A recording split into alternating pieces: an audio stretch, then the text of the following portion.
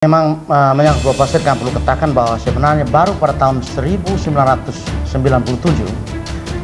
mantan Menlu Ali Alatas menandatanganinya secara resmi dan mengakui bahwa itu adalah bagian daripada Australia. Ialah Australia mengklaim bahwa Pulau Pasir itu Asmor Reef, menurut nama mereka itu masuk wilayah mereka, dan sekarang ini mereka sudah tetapkan itu menjadi cagar alam, dan semua nelayan-nelayan Rote mula-mula diberi izin untuk boleh menangkap ikan di situ, tapi dengan perahu-perahu yang tradisional.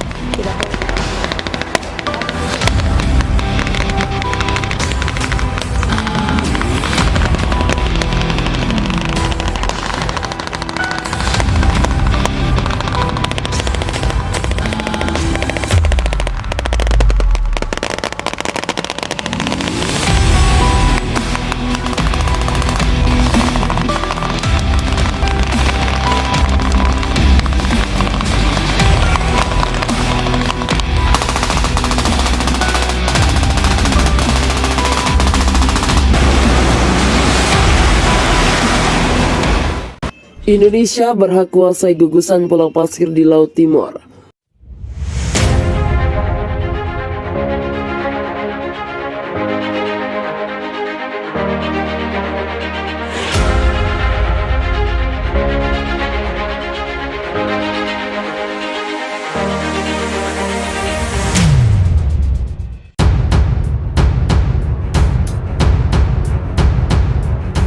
Gugusan Pulau Pasir atau Australia menyebutnya Asmor Reef memang tidak banyak dikenal oleh masyarakat Indonesia. Hal ini karena polemik perebutan gugusan Pulau Pasir ini tidak seheboh kasus Sipadan dan Legitan atau juga Blok Ambalat yang kedua. Gugusan Pulau Pasir di Laut Timur terletak sejauh 320 km dari pantai barat utara Australia, namun hanya 140 km di sebelah selatan Pulau Rote, Nusa Tenggara Timur, Indonesia. Berdasarkan sejarah sebelum zaman kolonial, gugusan Pulau Pasir yang kini disebut Asmor Reef sebenarnya merupakan bagian integral dari bangsa Indonesia. Klaim itu diindikasikan dengan banyaknya nelayan tradisional Indonesia yang sudah sejak lama beroperasi di sekitar gugusan Pulau Pasir sampai ke daratan Brome, Australia untuk mencari ikan. Di samping itu juga terdapat kuburan-kuburan para leluhur Rote dan bermacam-macam artefak lainnya di gugusan Pulau Pasir. Di pulau itu juga dijadikan sebagai lokasi beristirahat nelayan setelah semalam suntuk menangkap teripang dan ikan di kawasan perairan Pulau Pasir. Pulau Pasir sering digunakan sebagai tempat transit oleh nelayan-nelayan Indonesia dari kawasan lain ketika mereka berlayar jauh ke selatan Indonesia seperti ke perairan Pulau Rote. Namun semenjak dilakukan ada nota kesepahaman antara Indonesia dan Australia pada tahun 1974, Australia justru langsung mengklaim bahwa Pulau Pasir itu miliknya. Hal ini merugikan Indonesia. Pengamat hukum internasional dari Universitas Nusa Cendana Kupang, Tewi Tideus, menilai bahwa ada kesalahan yang dilakukan oleh pemerintah Indonesia pada tahun 1974 saat ada MOU tersebut. Dalam MOU 1974 itu, pemerintah Indonesia menyerahkan kepada Australia untuk membantu mengawasi Pulau Pasir itu untuk kepentingan konservasi. Secara tidak langsung saat itu Indonesia menyerahkan Pulau Pasir itu kepada Australia. Hal ini yang kemudian menjadi masalah hingga saat ini, kata dia. Kemudian pada tahun 1976 pemerintah Australia kembali mengklaim bahwa Pulau Pasir yang secara garis pantai masuk wilayah Indonesia menjadi milik mereka. Klaim itulah yang kemudian menjadi polemik berkepanjangan soal kepemilikan pulau itu. Bahkan yang terakhir, pada tahun 2021 beberapa nelayan juga sempat ditangkap dan kapal-kapalnya ditenggelamkan oleh polisi perbatasan Australia karena dianggap melanggar batas negara dan menangkap ikan di perairan Pulau Pasir.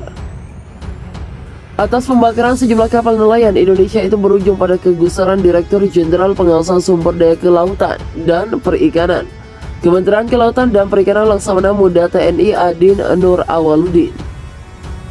Sebagai protes atas tindakan tersebut, pihaknya kemudian membatalkan patroli bersama Australia Border Force. Pasalnya, Menteri Kelautan dan Perikanan Sakti Wahyu Trenggono pernah menegaskan pentingnya peran negara dalam pengendalian kapal perikanan sebagai upaya menjaga keberlanjutan sumber daya kelautan dan perikanan. Potensi migas Pulau Pasir beserta kawasan di sekitarnya diperkirakan memiliki kandungan minyak dan gas bumi cukup besar sehingga terdapat eksplorasi migas di lokasi tersebut.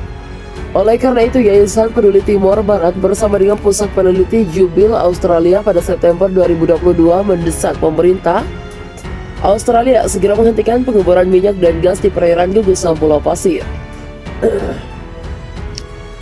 Mereka mengkhawatirkan insiden seperti tahun 2009 kembali berulang. Saat itu kilang minyak Montara meledak sehingga merusak budidaya ratusan hektar rumput laut nelayan. Tak hanya itu, tangkapan ikan juga menurun. Sejumlah nelayan dan anak-anaknya luka-luka bahkan meninggal akibat terlalu sering terkena minyak yang mengalir hingga ke perairan NTT itu. Klaim sepihak terhadap gugusan Pulau Pasir diduga karena Australia ingin mendominasi minyak dan gas bumi di kawasan itu. Hal tersebut terbukti setelah MOU pada tahun 1974, Australia langsung bergerak cepat dengan menggandeng kontraktor migas asal Australia, Woodside, untuk meneliti kandungan minyak di kawasan itu dan kemudian memang menemukan potensi tersebut. Pemegang mandat hak ulayat masyarakat ada di Laut Timor termasuk di gugusan Pulau Pasir, Ferdi Tanoni, meminta pemerintah pusat serius menangani masalah garis batas maritim di pulau karena kawasan tersebut rawan menimbulkan sengketa.